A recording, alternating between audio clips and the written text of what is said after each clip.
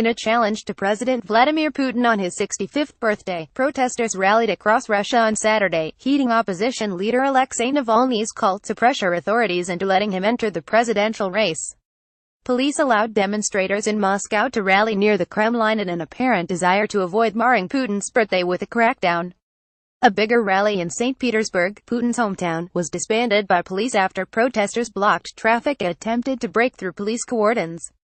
The rallies came as Navalny himself is serving a 20-day jail term for calling for an earlier unsanctioned protest.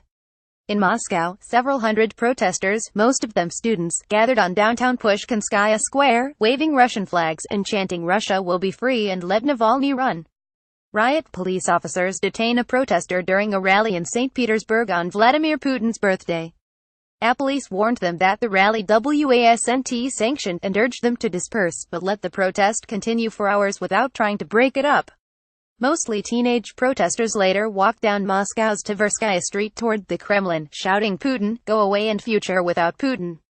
Police lines blocked them from approaching Red Square and they turned back. Several hours later, some made a new attempt to march on the Kremlin, shouting "Putin thief" and briefly attempted to block traffic. Related articles: Moscow hit by 130 fake bomb calls. North Korea to test missile that can hit U.S. Special Counsel investigators meet MI6 man. We battle for Russia to be free from Putinism. Because the power we have now is futile, we have no freedom of speech, no freedom of choice, said protesters. Stepan Fesov, a blood-soaked protester, is detained in St. Petersburg on Vladimir Putin's 65th birthday.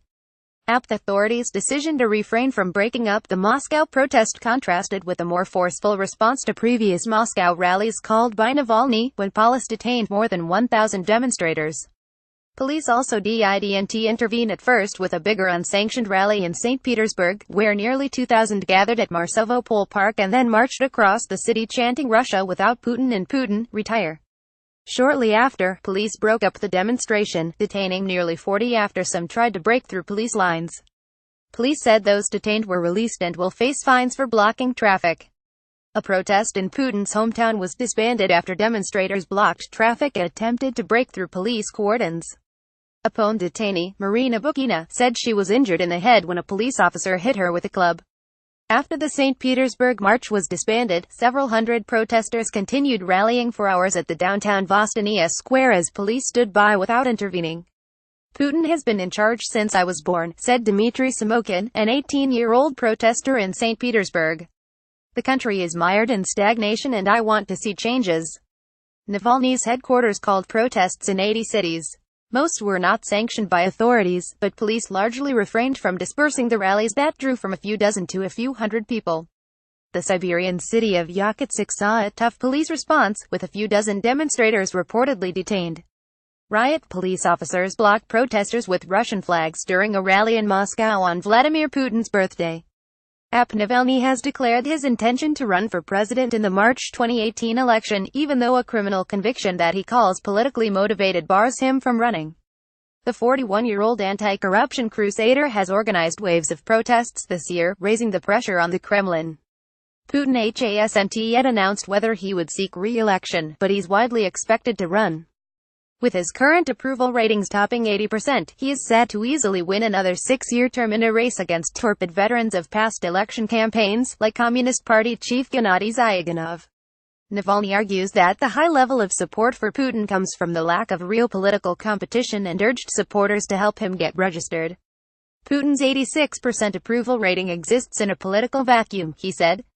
"It's like asking a person who has been fed rutabaga his entire life how eatable they find it, and the rating will be quite high. Listen, there are other things that are better than rutabaga." Russian opposition leader Alexei Navalny. Sarcastic analogy demonstrated Navalny's stinging style, which has helped him win broad support among the young. Navalny has worked to expand his reach with videos exposing official corruption and YouTube live broadcasts. His documentary about Prime Minister Dmitry Medvedev's alleged ill-gotten wealth has been viewed nearly 25 million times since its release in March, helping galvanize protests.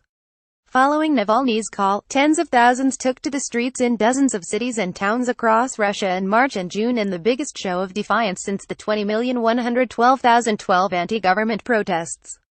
Unlike those past rallies, which were driven by anti-corruption slogans, Navalny this time focused on rallying support for his own presidential bid, a reason some gave for the smaller protest in Moscow. Some people dislike Putin and the government, but that doesn't mean they are willing to unequivocally back Navalny, political analyst Valery Solovey said on DOZ HD television. Copyright 9 Digital Thai Limited 2017.